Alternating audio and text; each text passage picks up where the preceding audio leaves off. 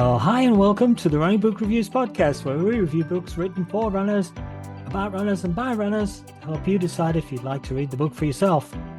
We also hope that listening to us chat about running can help keep you motivated about your own running and maybe inspire you to try something new. My name's Alan, and with my co-host Liz, we have no new running book for you today. Oh no. Yeah.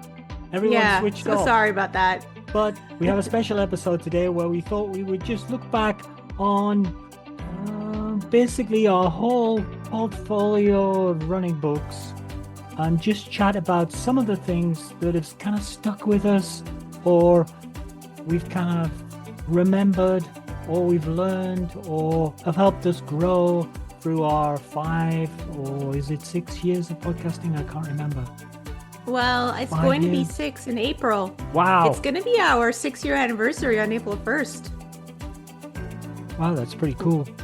Yeah, we started April 1st, 2020 was our very first episode. I wonder how many people have been listening to us constantly all the way through that 6-year period. Maybe no one. I don't know if we had any downloads for the first episode. Or maybe we did. Some of our friends downloaded it. Yeah, and then afterwards, people have gone back and looked at it, I guess. Yeah, probably. If you've been listening to us for almost 6 years, drop us a line. Congratulations. On our email or our social media messages, and we'll help you with your psychiatric help that you probably need. So today we thought we would just, randomly chat about some books that we read in those 6 years. Right, Alan? Yep. I've made a few notes, and I think you've got some notes, and we can maybe chat through that and see whether we've grown significantly. Yeah, basically we're trying to do this in the perspective of learning because when we started the podcast and we had no listeners, we figured that reading all these books would just make us, better runners because we would learn all of the secrets. I don't know, am I a better runner? I'm not really sure. You definitely are. Like you, since retirement, you've just, your running has taken on a next level. You were at kind of a running peak. You were sort of a young track athlete being coached by college coaches. I was just some middle-aged older guy just plodding along and trying to fit the running in around a pretty stressful job. So having said that, I think I had more chance to improve than you have. You've still got your improvement chances ahead of you, but you already probably maxed out a lot of your potential before we met up. Well, I actually had a really good coach in university because he was very much also kind of like a running nerd. Like we would go to his place sometimes for, let's say, team barbecue or something. And he had this bookshelf, and on the bookshelf, there would be like 3 shelves of like books about running. And this would have been, in like 2010 when, I don't know, like it's not like you walked into every bookstore and saw a whole bunch of books on running. Like you would go in and you'd see like 3 books on the shelf available to buy. It would be like The Lore of Running and some other things. But he had like all kinds that, I don't know how he collected them, but and he was also very much into taking courses. Like he took a lot of courses. He would go to conferences and stuff. And So this is basically where you got it all from. I think so, because I don't know where else I would have gotten it. Like my dad was a runner, but he definitely did not read a single running book. Like there was not a single one in our house. So I didn't get it from there. So I think I got it from my coach, John. So he had 3 shelves of running books. How many shelves of running books have you got now? Oh, yeah, I've got more than that. She turns and looks at her shelves. I have 3 in one bookcase, 1 in the other bookcase, but then there's like books piled on top. A shelf is not a very precise unit of measure, but I would guess you've got 5 shelves worth at least, judging by the books. I guess the shelves are about, I don't know. Probably about 120 books. Something like that. I guess some of them are electronic. Anyway, hey, Yeah. look, we've got a All limited right. time here. We better move through this. So Tell us some stuff. Um, some stuff. All yeah, right. Well, I the first guess things I had were like nutrition based because this was a whole new world for me. it was, wasn't it? And yeah, we've read a few nutrition books that are specific for runners. One of them was High Performance Nutrition for Masters Athletes, which was so a masters athlete, for those that don't know, is anybody over 35. So yeah, so I mean, that's probably most of our listeners right there. In 2 or 3 years, I'm going to be a double masters athlete. Yeah, that was the And book by Lauren Antonnuchi. Yeah. yeah, but also even if you're not a master's athlete, like the information in there is good. I think the thing that she focuses a lot on is protein. So she's Mm. because Before protein this was popular and sexy, she was telling us to focus on our protein. And now the whole yes, world is yeah. telling us to focus on protein and trying to sell us everything with protein in it. But Yeah. I think it's a good message. And that was, one of the key things that I learned early on was that, if I was going to be a masters athlete, um, trying to push my training, that I needed to look after my nutrition for recovery and the protein, particularly, as I get older and start to probably have problems with muscle retention, muscle wastage. Mm-hmm. Um, Yeah. Protein is a key thing for me, and I have to focus on getting the protein um, in every meal, basically. Yeah, because that's the thing is that the protein is so hard to get that you really need to make sure that you're getting it throughout the day. And most people, myself included, don't eat enough protein in the morning. And so it's kind of like a Mm, missed opportunity. Like yeah, breakfast is not, yeah. it's hard to get 30 grams of protein in your breakfast. Like if you have You're a gonna bowl have of to have cereal, that's you're gonna have maybe to have 15 three eggs. grams. Yeah, you have to have three Yeah, eggs. three Yeah, eggs and something, so yeah. Do you have three eggs it's for hard. breakfast? I don't have 3 eggs for I'll breakfast. bet. I have like oatmeal for breakfast. I have oatmeal, but what I do is I put high protein yogurt into the oatmeal. Yeah, my So that husband tops does tops me that. up a little bit, but I'm still not getting the enough Yeah. protein. I'll also have a protein shake after a run. So that's an Oh, extra dose yes. of protein on top of the meals. So Yeah, so I do that. Um, although you know what, Alan, I'm gonna confess. You've been in Australia now for yeah, how many weeks? yeah, Like about 6 weeks or 6? something. Yeah. Yeah. So, You've been I slacking. think I haven't had protein for about 4 of those 6 weeks. Because I think that what happens is that you taking your protein out of your trunk after every run, it makes me feel guilty that I don't have one. And so then I make sure that I bring my protein to the run so that afterwards I can have it. Okay, so I have And to get. since you're not there making me feel guilty, I haven't really been drinking the protein. I guess that's Um, another thing that we've learned that's um that peer actually more pressure is good. it's more powerful. Well, we call it accountability buddy. Yeah. All right. Peer pressure is stressful. That's true. That's like, nerves before the run rather than excitement before the run. You're Peer right. pressure is stressful, but accountability buddies are your friends who help you be strong. Yes. And we need to get back together in a few weeks and become our accountability buddies again. That Um, we do. I've been moving around a bit, so I've missed some gym sessions. Um, Not too many, but I have missed some gym sessions. So All right, so I've missed about 3 weeks worth of gym sessions. yeah, This is just going to be like it's a good. Big. pure It's all like confessions we're not talking episode. about books. We're just confessing all the things that we've stopped Just doing. just Yeah, confessing all the things that I've yeah, been. But you know what? It's because I started this internship, which nobody cares about because it's not running related. yeah. But yeah, But it's I sucking I up your basically agenda. Yeah, it is, yeah, because it's sucking up all of my brain power too. So it's like I don't know. I get home and I'm like completely brain dead. Like it's a miracle that I could do anything. But it's a good thing running doesn't require your brain too much. But all those other things like protein, getting yourself to the gym, yeah, those seem to require a little bit more thinking and planning, and I've been bad at that. But I'm gonna get back on track because you're gonna be back soon.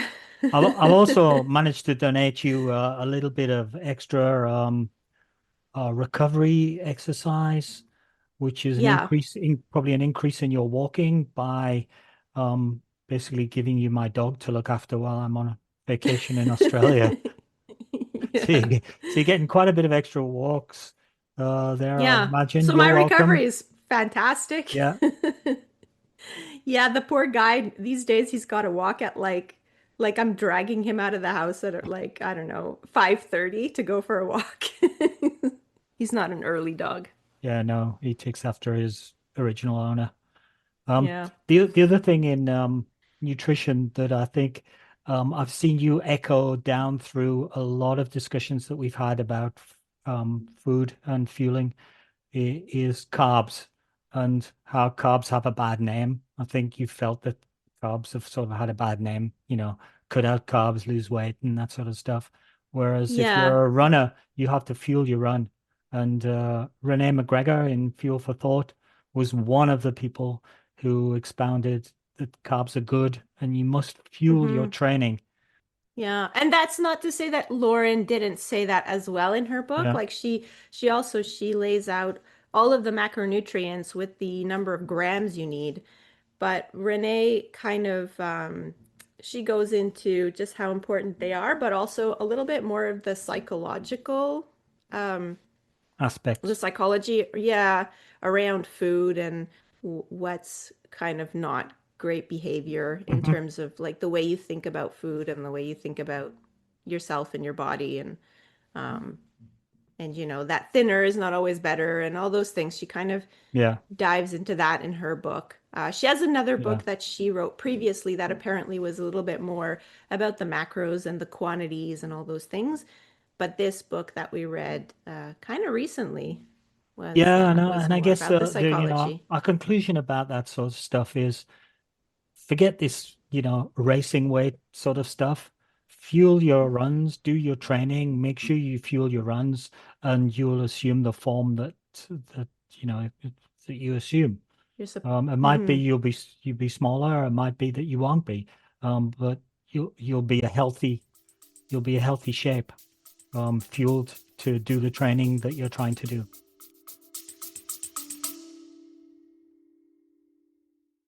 Do you take caffeine when you run?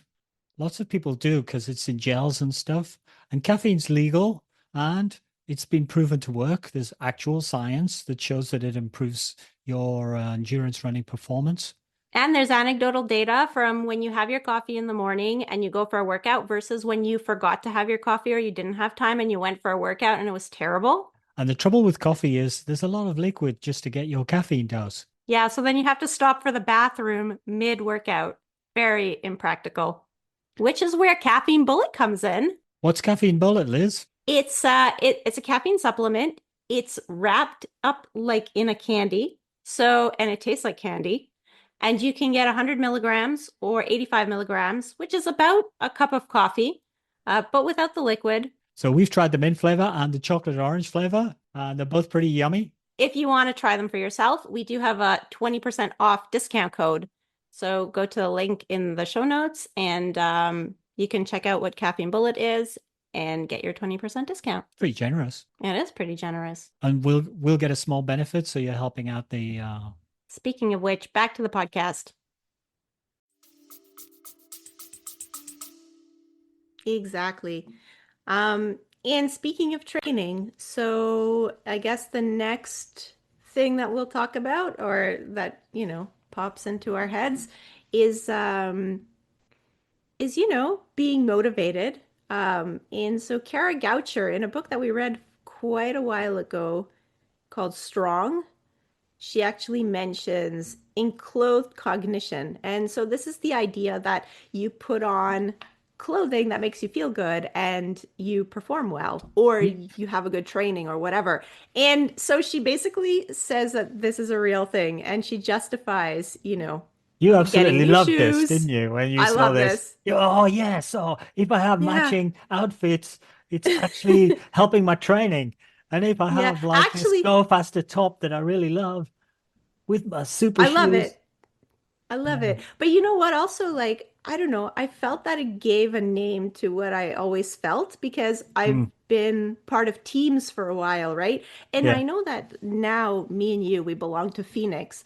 But I found hmm that like when I first joined Phoenix, I would go to races and I would see other teammates and they were never wearing a club shirt. You know, like it was as if they would wear club shirts to training, but never to races. And I don't know, for this, like this was kind of unheard of for me because I came from running for Concordia, yeah, which like there was no question you had to be wearing your Concordia. Like it wasn't even an option to say I'm not going to wear my Concordia singlet. And then I mean I belonged to other clubs and it wasn't that anybody specifically told me I had to wear club colors. It was hmm just everybody did and that's just what you did. hmm And it made you feel like race ready. So it was like yeah, you would get up in the morning and you would put on this one singlet that you only wore for races, which just happened to be the club singlet.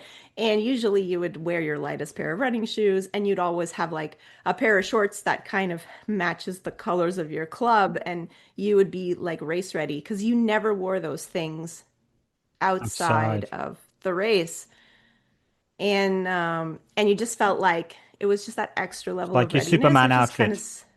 yeah, yeah. Yeah, And even to this day, it's like, um, so I do race photography, which like maybe nobody else knows, but something about you're in the morning, you kind of have this sort of you get together at the finish line with the rest of the team, and they hand out these like basically, you know, traffic cop sort of vests. They're those yellow reflective yeah, ones. yeah. Um, but somehow, like you put that on and you're like, all right, so I'm ready to do this. I'm a super photographer now. I've got a high vis I vest. got a high vis That must vest. be brilliant. The Yeah. the bus might still hit me, but at least they'll know about it. But also, even for people who are not in clubs, um, if you think, oh, I need to wear my lucky socks for park runs, so I do for my very best, it's a real thing. It Don't is, let yeah. people talk you out of that. If you No. if you say, when I wear my XYZ top, I feel like I'm ready to perform, it's a real thing. Um, we all thought it was, a piece of nonsense, All in but our heads. Yeah. no, it works. And it could be that little advantage that you need. Yeah. So let's move on with psychology because Lauren Hmm Fleshman, who is another pro athlete, Yeah, and her co-author, Ro, yeah. because I don't know how to say her like full Russian, name. Russian Roshi. McGettigan-Dumas. Yes, Yeah, because that's not how I Irish. would say it. And I knew that Yeah, the way that I would say it wouldn't be right. So they also wrote kind of a psychology sort of peace. book, which was Yeah, it was more like a journal with like some psychology yeah. That nuggets was in there. the Believe Journal. Quite, Yeah. So quite they popular. talk about running success and they talk about worriers and warriors. There's like a little um, Questionnaire. questionnaire Yeah, where you can find out which camp you fall into, and nobody is 100% one or the other. Like usually there's a little bit of overlap, but you do have like a tendency towards one side or the other depending how many questions, how many answers are on what yeah. side. Um, and this was kind of eye-opening because I think that we think that when you want to perform well, you're a certain type of personality. And so, like, I don't know, at least for me, I figured, well, oh no, I'm gonna find out I'm a worrier, but I need to be a warrior to be like, hmm um, to perform well. But actually, they say that Both that types it's can not that. perform. Yeah, Exactly. It's your strategy around how you deal with the unknown that changes, is basically. yeah. Your strategy on decision making, strategy on preparation, etc. And in fact, Yeah. I think we found out that I tend to be a little bit more warrior, and you tend to be a little more bit more worrier. And the number of Yeah. times we've used this just to clarify, where you're saying things to me like, okay, so you ready for the race or something in 2 days? And go, no, I'll think about it when I wake up in the morning, sort of thing. And you're looking at me as if I'm some sort of crazy guy. Or like And you're when you going were through your packing for checklist. Australia. Yeah. Yeah, when you were packing for Australia but not packing for Australia, you're going like 2 months to Australia and it's the day before and we're running together and I'm like, "So Alan, are you all packed?" Mm. And you're like, "Nah, I'm gonna do that tomorrow." Oh, you're leaving at But I 5 think, p.m. the next day, but but you're I gonna think pack. we've had probably dozens of conversations where you'd say, "Oh yeah, that's the worrier aspect in you," and I've said, "Oh yeah, well that's the worrier's approach to it," but I'm not going to hear that. Um, but it's good to, you understand who you are, and then you can basically deal with it accordingly. So it's quite a nice little thing that we've sort of kept going. Yeah. Yeah. It's also kind of funny because because it really like represents each of us well. It's like we're the opposite sides you know, of the spectrum. But well, Yeah, not we are a not bit. quite polar opposites because, neither one of us is 100% one or the other, but yeah, we're pretty opposite in that We way. definitely have different approaches. It's true. Mm-hmm. Yeah. Um, yeah, some of these notes that I've made are a bit random, but when I was just listing them down, um, there were a couple of books that we've done in the past that always stay with me, and I always recommend them to people if they like stories, and particularly stories with animals in them. Um, my wife particularly likes those sorts of things, and she's read both these books on my recommendation. And that was Running with Sherman by Chris McDougall and Finding Gobi by Dion Leonard. One's about Finding Gobi's about a dog, and Running with Sherman's about a donkey. Um, Yeah, I really loved Finding Gobi. I loved that like I was so invested in Finding Gobi. I mean, I guess I knew that he was going to be found, but it just seemed like the whole all the problems that Dion ran into to try and mm, get this mm, dog back from China yeah, it was China, right? The Gobi Desert yeah, but I to think get him what back to the UK and one of the and really interesting things for me was what sort of person and athlete Dion Leonard was before Gobi, and then one sort of person he was after Gobi. Mhm. It kind of transformed him. It did because it was Yeah. all like he was followed by this dog in the desert while he was running. But he kind of, I don't know, he didn't seem to, not that he didn't like animals, but he didn't seem too attached to it. He was kind of like, this dog is like in the middle of the desert. He should go home, kind of like kind of thinking like, oh, he's not going to follow me for much longer. He's gonna turn around and leave. And this dog ends up, they get to some I think it was a river or something, and the dog was whining on the other side, and so Dion went back to get him. Yeah, and And that it was was kind of like, that was the kind and of that was, crossroads point. yeah, yeah, it was kind of funny. And then for a few days, because this was a multi-day race, he ended up having the dog looked after at the finish line or something.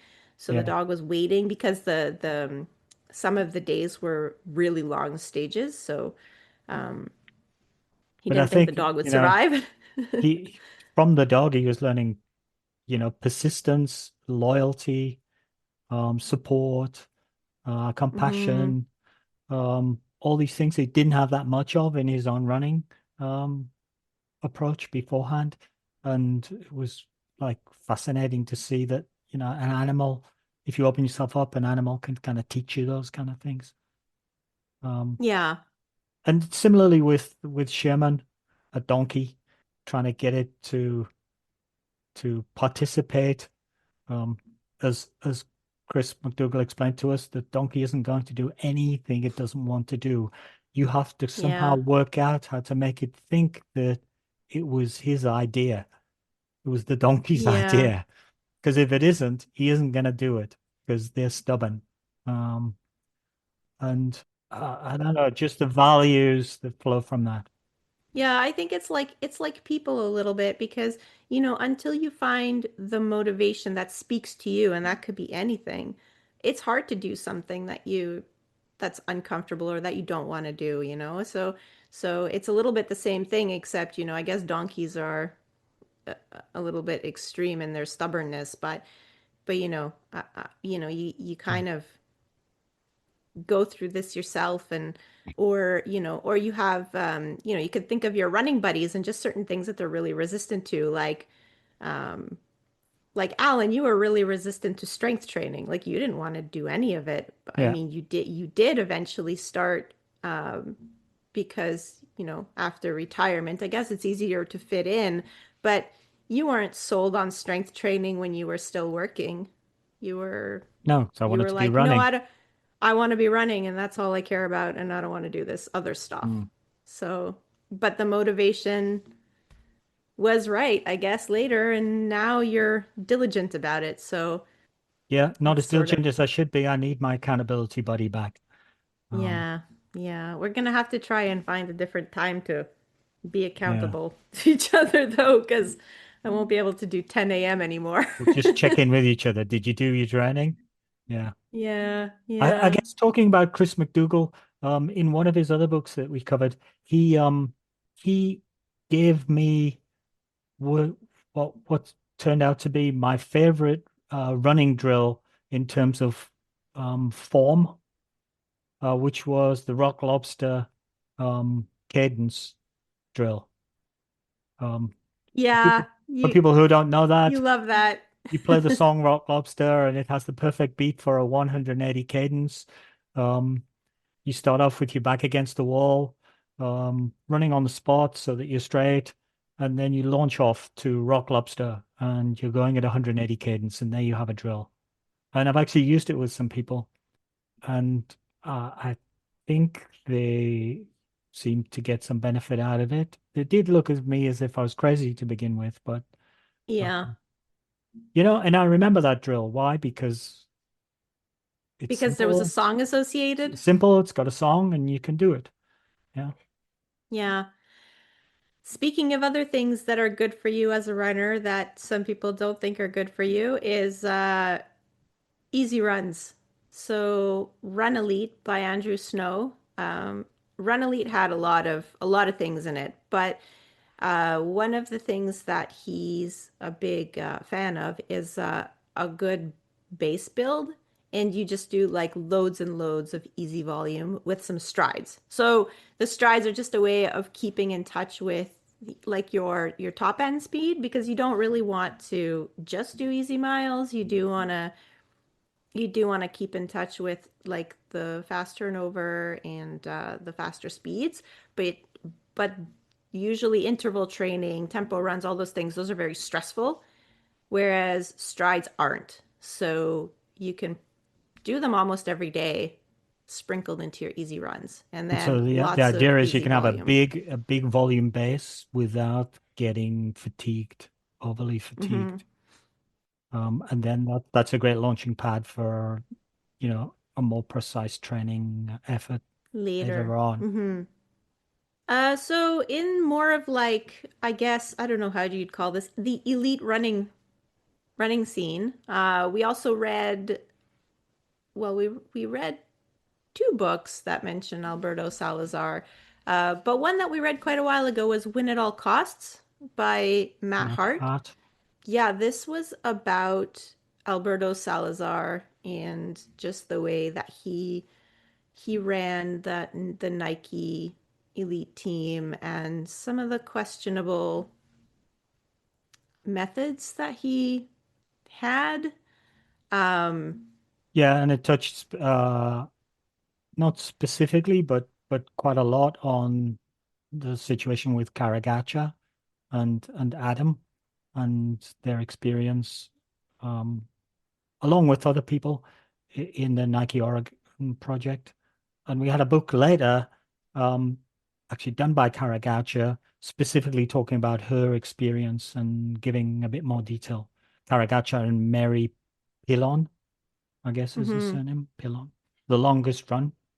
Yeah, and probably ever since the first book, I've been a bit of an anti-Nike person. I think I see that, Nike at the time in those books was, I guess I would say, a toxic environment, quite macho, um, quite male, right? These days old-fashioned in its sort of macho, do or die, win at all costs approach, and hang the consequences as long as you win. Um, that justifies anything.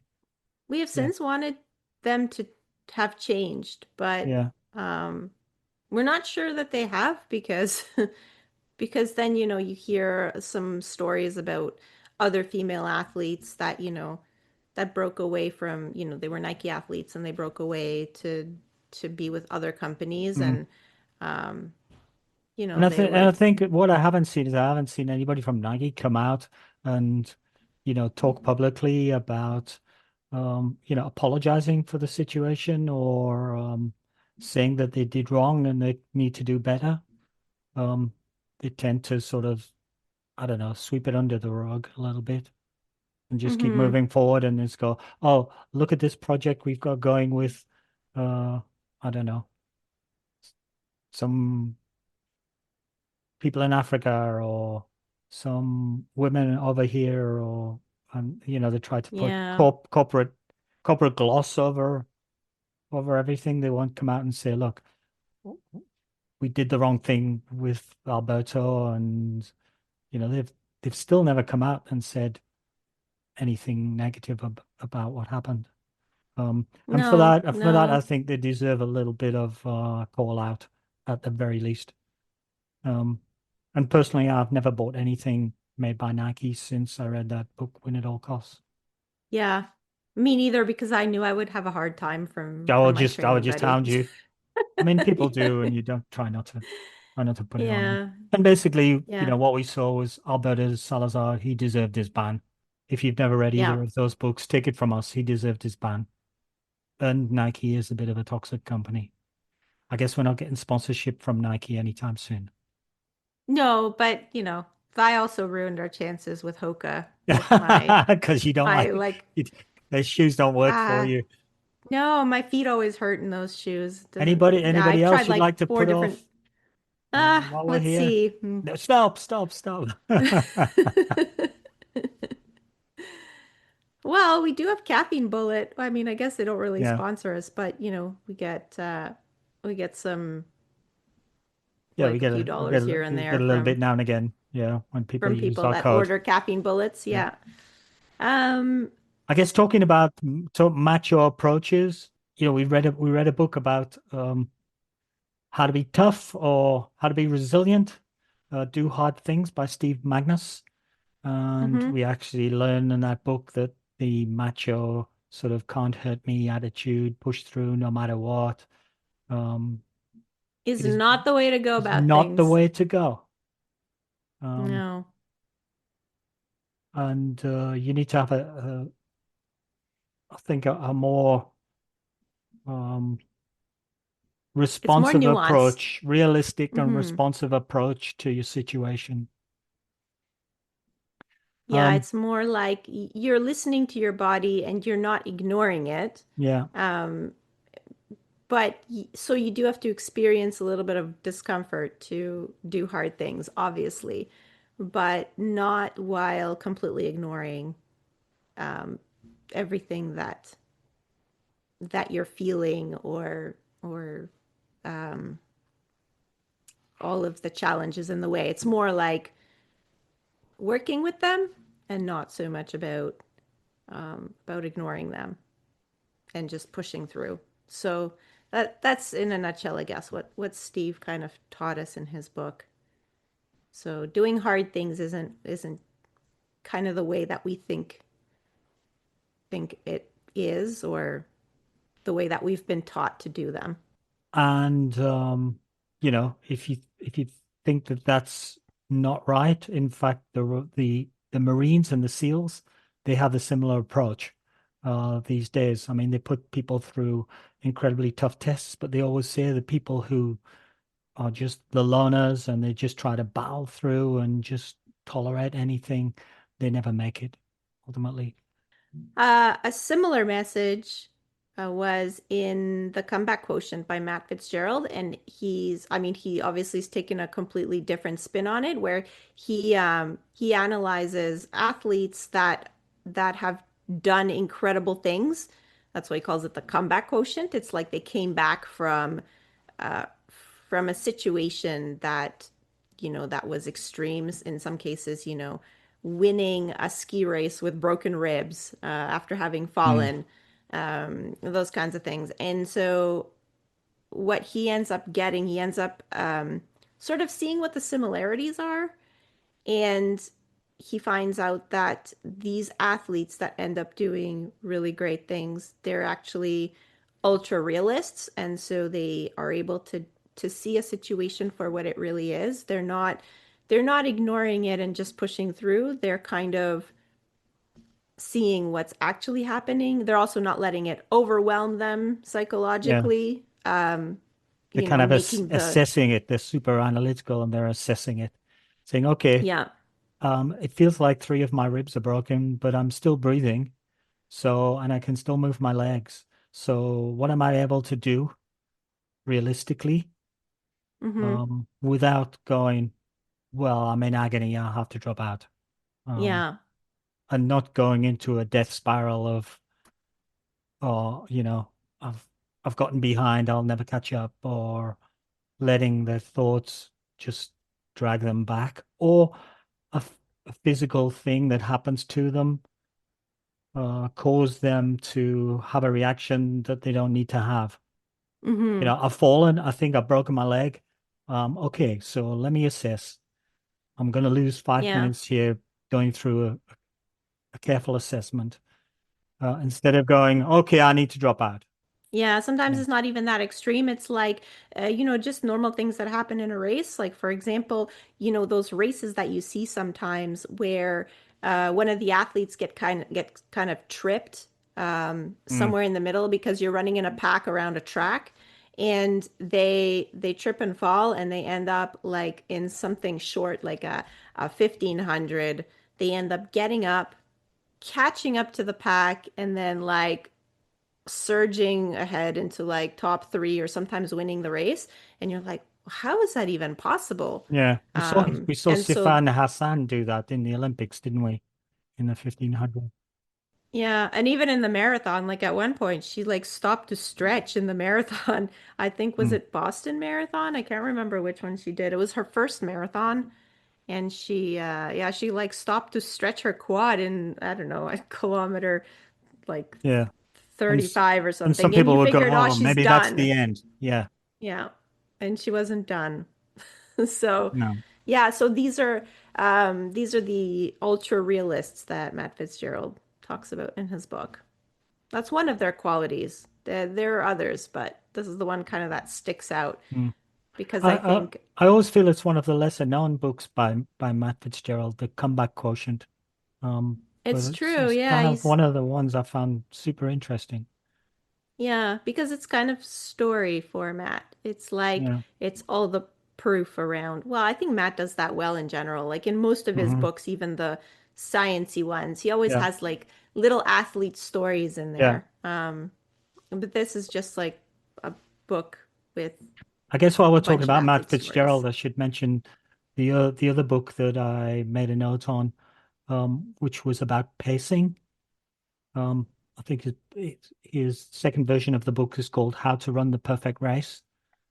And he really says you can get improved performance by just being a perfect pacer and understanding your body and being able to dole it out, each stride out perfectly so that they're all the same and they use up your energy in the most efficient manner and there's no surging and you're basically just working smarter with the energy you've got and squeezing out Hmm. the best performance out of it.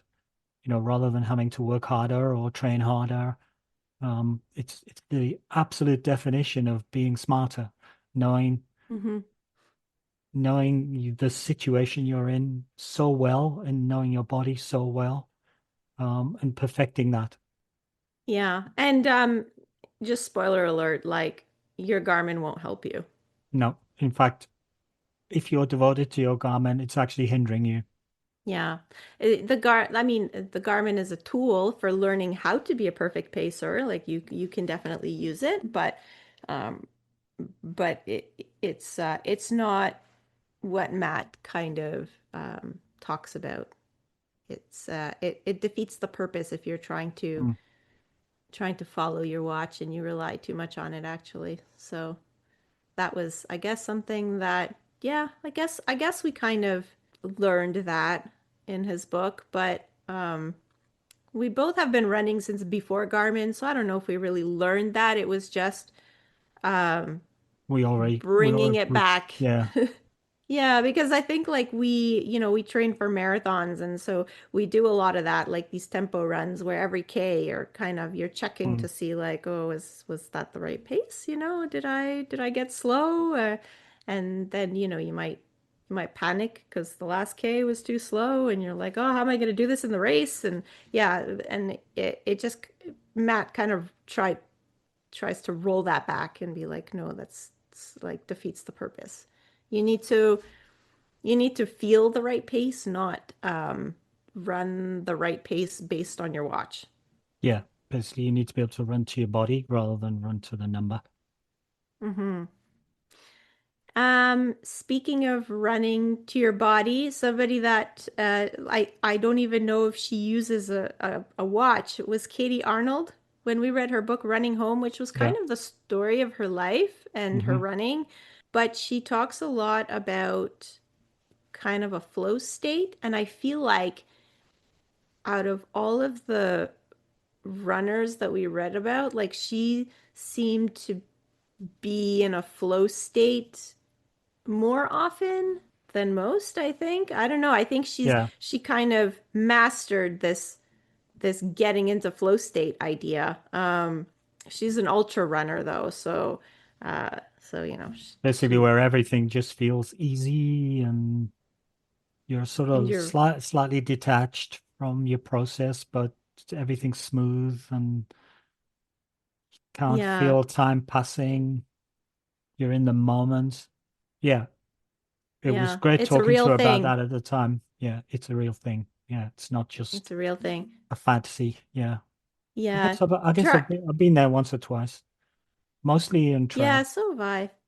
Okay, so yeah, so that's the thing. Katie Arnold is a trail athlete, and I guess she talks about how she feels when she's running in the trails and the scenery is beautiful. And um, I have to say that trail is one of the places I can't get into a flow state. I feel like I'm constantly like I finish a trail run, I'm mentally exhausted, which is like the opposite of Hmm. you, Alan.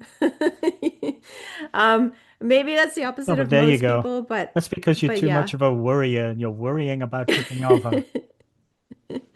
So I'm worrying you about can't deprogram, you can't put yourself on autopilot, um, just skipping along a trail.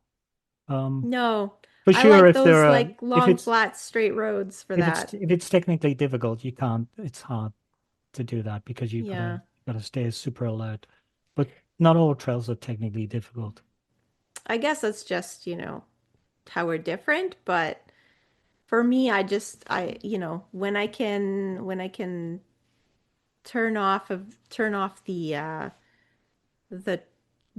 all the thought process about like, well, where do I put my foot next? Hmm. There's a better chance that I'll end up in a flow state.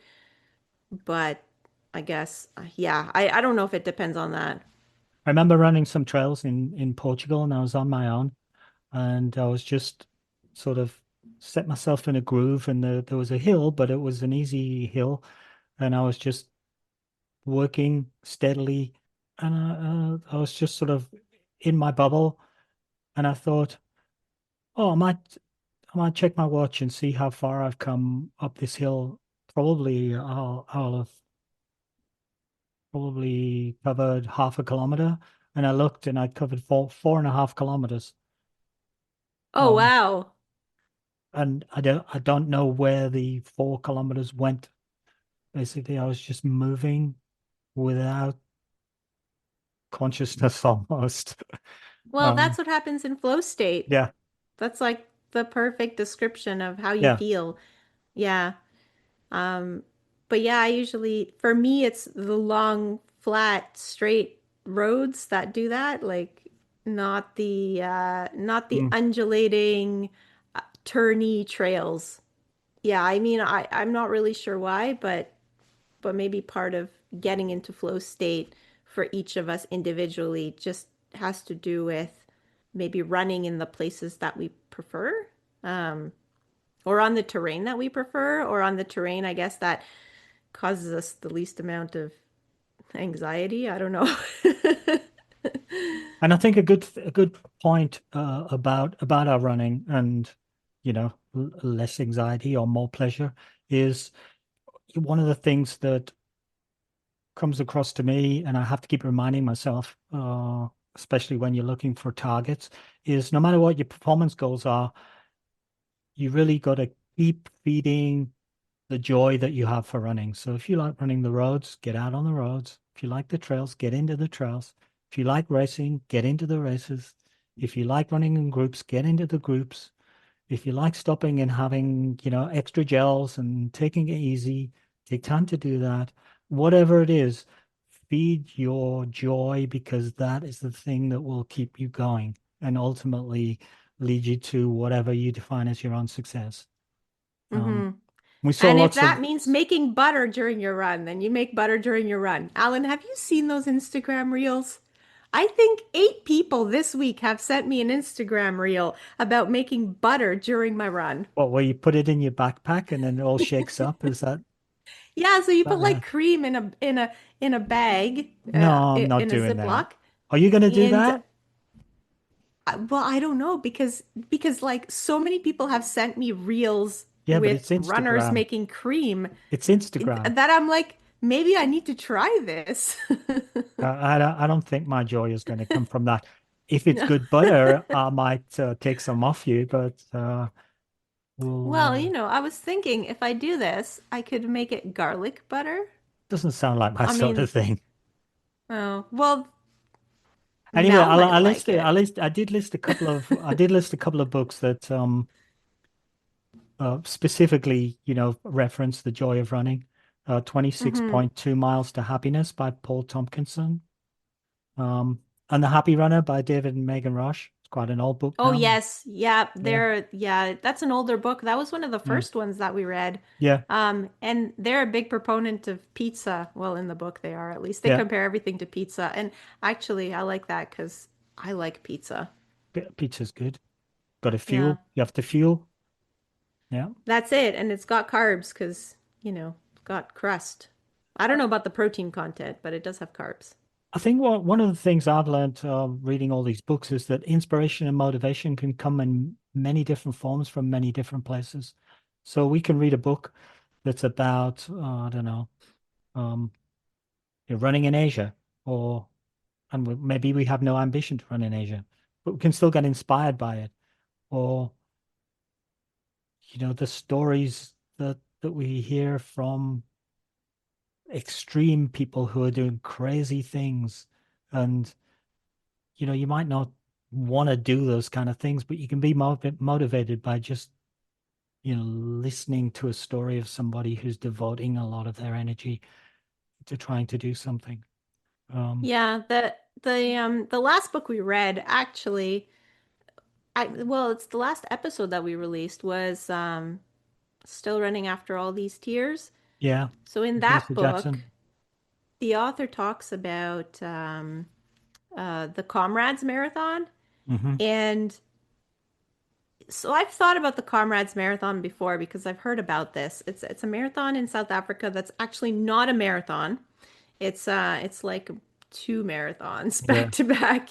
yeah, it's And 50 something miles. Yeah, and I don't know, like it kind of piqued my interest a few years ago, and since then, I mean, I don't really think about it that much, but reading her book, because she's originally from South Africa, and Mm. her parents were runners, and she ended up running it, and it made me kind of want to put it on my bucket list. So now, now this book that was not even supposed to be inspirational at all, well, maybe it was. It was supposed to be inspirational, but in a different way. Like she talks about Yeah, uh, using running to move through tragedy, I think, yeah, a lot. That's sort of yeah. what happened to her. But little did she know that she would inspire me to Mm. want to run the Comrades Marathon just by mentioning it in her book. So inspiration can really come from anywhere. And I guess finally for our discussion today, um, we haven't talked about training books. We've covered a lot of training books, and training books are some of our most popular podcasts when we do training books. And what we see is everybody has a slightly different prescription, or quite a significantly different prescription sometimes. There's no hard answer to training, but there are some general rules. I mean, there are many, many training books, but they all talk about running a lot, run lots of miles, most of them slow. Hmm. Um, but you must run some of them fast. And then you have to do some specific training for the event that you are targeting. Um, all of those things I think are truisms. And then you can get into the detail about how much fuel should you take on and why, and how much hydration you need, what sort of equipment you need, how you prepare yourself mentally, blah, blah, blah. And should you do these runs versus these runs, these quick runs versus these not so quick runs, but a little bit longer runs, or a mixture of both? I mean, all of that is just kind of cherries on the cake if you get all the basics right. I think Hmm. that's what we sort of learned. And what works for you might not work for other people either. Yeah, and I guess the first thing is, you know, you need to want to do it. So whatever you're training for, that goal needs to be important, and the reason it's important doesn't matter. So it could be important for whatever reason you like. I don't know. Maybe you like the race t-shirt, so you want to do it, but Hmm. you need to find you need to figure out what your reason is, and it just needs to be strong enough to motivate you to stay consistent with Yeah. whatever training plan you end up picking, and just, running consistently is going to get you most of the way there, and then everything else is just kind of like icing on the cake, you know? Um, but we can do maybe another special episode about training books the next time. Yeah, maybe should just take the training points and do that. Hmm. People will probably like that. Well, let's think about that. But that's for next Yeah, time. next I time. guess we should wind it up for now. You've got training to do, and I've got um in Australia now, I've got food to eat It's before bedtime. bedtime. Yeah. Okay. All right. Okay, good stuff. If you like, I can do the outro. Thank you for listening to another episode of Running Book Reviews. If you'd like to leave us feedback about how we can improve our podcast, or want to suggest a book that you'd like us to review in a future episode, please leave us a comment on social media. We are Running Book Reviews on Facebook and Instagram, and on Twitter or X we are reviews_running. Please follow us on social media to find out about new episodes when they are released, or you can just subscribe to the podcast on your favorite streaming platform. If you'd like to help us out, you've been listening for a while and are wondering how, spread the word. Tell your friends about us, or share a link to your favorite episode with a running partner. You can also leave us reviews on Apple Podcast. Written reviews are always welcome, or you can rate us on Spotify out of 5 stars. We're also on Buy Me a Coffee, where you can get basically just go to buymeacoffee.com, look for a creator called Running Book Reviews. You might get prompted to buy us a coffee, but you don't have to. You can subscribe there and get all sorts of snippets and outtakes, or just browse it at your leisure. That's all for now. Till next time. Bye.